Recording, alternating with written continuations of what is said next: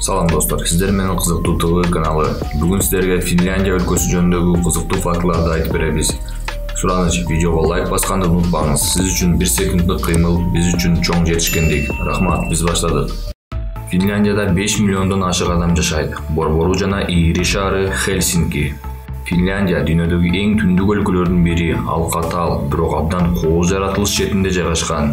Европанын түндүгүндө жайгашкан, Балтика деңизине чыгууга мүмкүнчүлүгү бар жана климаты өтө эле кескин.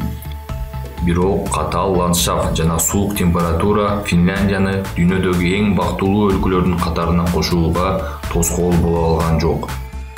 Финляндиянын экинчи аты Миң көлдүн өлкөсү.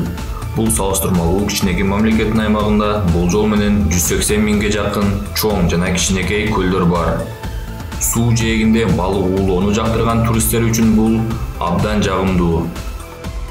Финляндияда көлдөр менен катар эле аралдар дагы көп. Орточо эсеп менен 179 миңдей арал бар. Фин сауналары бүткүл дүйнөгө белгилүү жана дүйнө жүзү боюнча популярдуу. Финляндияда 2 миллион 200 миңге жакын сауна бар. Тургундар үчүн эсептегенде ар бир 3 кишиге бир сауна туура келет.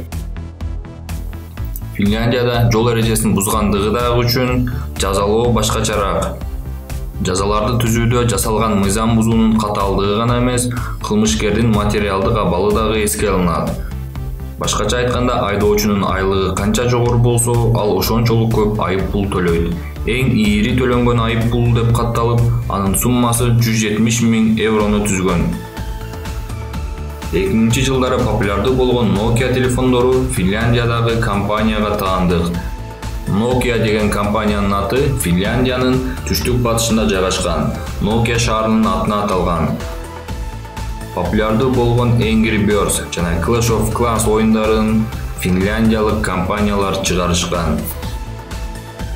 Финляндиядагы Лапландия шаары жаңы жыл алдында балдарга белек таркатуучу Санта-Клаустун расмий мекени. Бирок Финляндияда Санта-Клаустун атын Джоулупуки деп аташат. Бул жакшы карянын дагы аялы Муори, Рождество айымы. Анын курагын көрсөткөн паспорту, ошондой эле майрам күндөрү туристтердин келүүсүнө уруксат берилген резиденциясы бар. Бул финляндиялык аяз ата Ровениеми шаарына жакын үйдө жашайт. Анын дарегине жыл сайын 198 мамлекеттен келген балдардан 700 миңден ашуун кат келип түшөт. Финдиктер кофени керектөө боюнча дүйнөдө алдыңкы орунда турат. Орто эсеп менен алар күнүнө 3-4 стакан кофе ичишет. Бул италиялыктардан 2 эсе, америкалыктардан 3 эсе, британдардан 4 эсеге көп. Жылына болжол менен алар 12 килограмм кофе ичишет.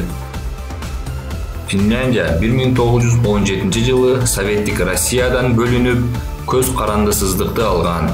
Россия мамлекетин солкулдаткан революциядан кийин СССРдин курамына кирүүдөн баш тарткан.